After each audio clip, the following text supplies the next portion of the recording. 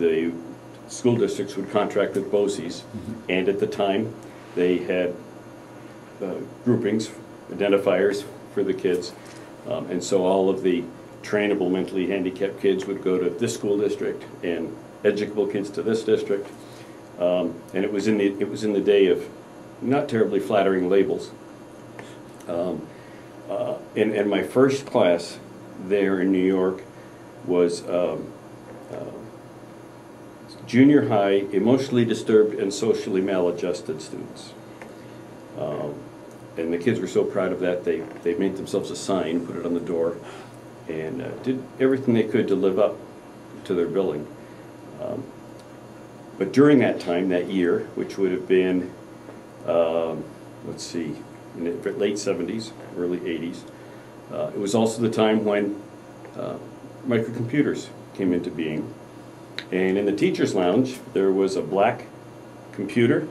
It had said Bell and Howell on the case, but it was an Apple computer, all uppercase. And after seeing it there for a couple of days, I started asking about it, and it had been gotten with funds earmarked for gifted and talented students. But there wasn't a lot of interest in it, and so I borrowed it and took it home for a while and just started playing with it. And it ended up taking it into school and just messing around with it. And for those who remember a lot of the early software, we thought it was incredibly creative, but we had Bank Street Writer, word processing program. Amazing program because you could type something out and then go back and fix it without having to retype it. And you know, it would even kind of check your spelling for you and help you to get it right.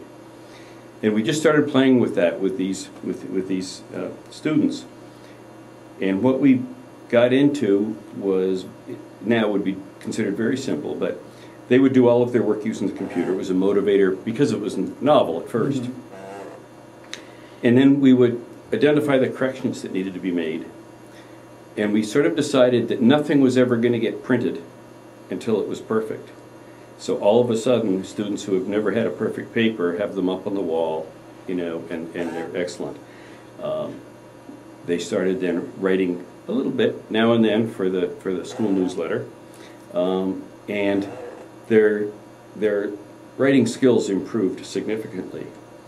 But what improved much more dramatically was their sense of self, their self-esteem. It got to be a situation where they had some status in the school.